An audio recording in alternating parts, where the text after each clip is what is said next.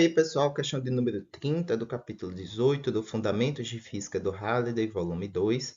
Nós temos o seguinte: um tacho de cobre de 150 gramas contém 220 gramas de água e ambos estão a 20 graus Celsius, então estão em equilíbrio.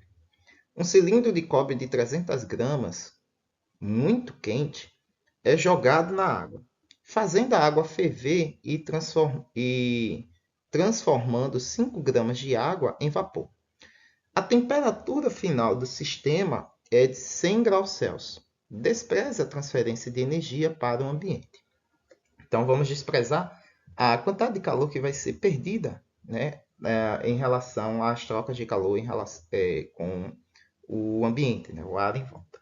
Então, nós temos o seguinte, né, letra A, né, qual é a energia em calorias transferida para a água em forma de calor. Então, nós temos o seguinte, né? Primeiro vamos analisar o que acontece com a água. Letra A. Nós temos o calor que essa massa de água vai absorver, né, para subir de 20 para 100 graus Celsius.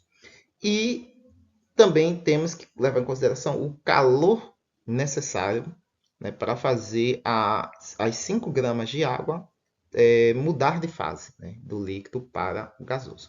Então, o calor total absorvido pela água vai ser a soma desses dois termos. Né? O calor necessário para fazer a massa de água subir para 100 graus Celsius, mais o calor necessário para fazer as 5 gramas mudar de fase. Então, substituindo os valores, nós temos o calor específico da água, né, que é 1 1 caloria por grama. A massa da água, que subiu de 20 para 100 graus Celsius, né, 220 gramas, e a variação de temperatura, né, de 20 para 100, então dá 80 graus Celsius. Mais a massa de água que vai transicionar de fase, 5 gramas, mais o calor necessário para fazer a água mudar para o estado de vapor, que é 539 calorias por grama. Resolvendo a expressão, nós temos então que o calor absorvido pela água é de 2,03 vezes 10 elevado a 4 calorias, ou 20.000 calorias, né, arredondando, ou 20,3 quilocalorias.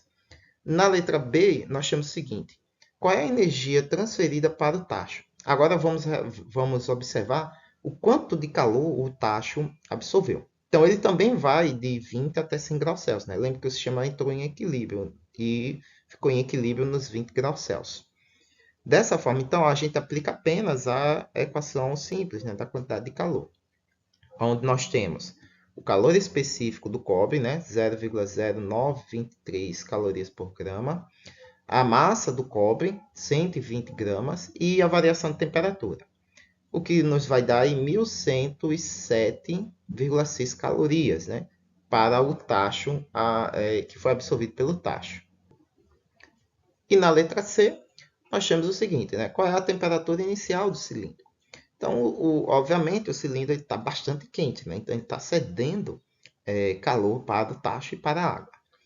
E nós vamos aplicar aqui, então, a equação do equilíbrio térmico. Né? Então, lembre-se, né? O equilíbrio térmico entre vários corpos diferentes, né? Vai ser o somatório dos calores desses objetos, que tem que ser igual a zero. Né? O somatório tem que ser zero, o que significa que eles estão em equilíbrio. Aqui nós temos três, né? O calor do tacho mais a quantidade de calor da água menos a quantidade de calor do cilindro. Isso tem que ser igual a zero. O tacho e a água têm valores positivos porque eles estão absorvendo calor. E o cilindro negativo porque ele cede calor. E a gente vai isolar justamente esse termo. Então, significa que a soma do calor absorvido pelo tacho mais a água tem que ser igual à quantidade de calor cedida pelo cilindro. Né? Isso desprezando as percas de energia para o ambiente, né? Considerando que isso seja desprezível. A gente sabe o calor do tacho e o calor da água, né? O calor da água. A gente tem aqui a letra A e a letra B. Então, vamos aqui aplicar a equação do calor para o cilindro. Né? Então, nós temos o calor específico dele, que é o mesmo, né, do tacho, né, que é de cobre, né? A massa do cilindro, que é 300 gramas, e a variação de temperatura. Nesse caso aqui, a variação de temperatura tem que ser oposta, né? tem que ser negativa, né? Porque ele está reduzindo a sua temperatura. Então, quando a gente isola, nós temos o seguinte, né? A nossa temperatura inicial fica aqui no início, né? Menos a temperatura final, né? Para poder ficar coerente a nossa resolução, né? Senão a gente vai ter aqui um valor, a gente vai ter aqui um valor negativo, né? Para a nossa temperatura inicial do cilindro, tá? Então, eu só inverti os termos, tá? Porque a temperatura inicial do cobre é muito mais alta que a temperatura final dele, que é de 100 graus Celsius. Então, a gente isola essa temperatura. Né? Isolando ela e substituindo, pelo amor de Deus, substituindo os termos, nós temos né? A temperatura final do cilindro, que é 100 graus Celsius, né? Mais o calor do tacho, mais o calor da massa de água sobre o calor específico do cobre, né? Que o cilindro também é feito de cobre, multiplicado pela massa do cilindro de cobre, que é 300 gramas. Resolvendo a expressão, nós temos então que a temperatura inicial do cilindro foi de 873,1 graus Celsius. No Hardy, ele despreza esse termo aí da casa decimal e deixa fechadinho 873 graus Celsius. Muito bem, pessoal. Espero que tenham acompanhado a linha de raciocínio comigo até aqui. Curta, compartilhe, se inscreva no canal para receber mais. E como sempre aí no final, dúvida, crítica e sugestões aí embaixo na caixa de comentários. E até a próxima questão.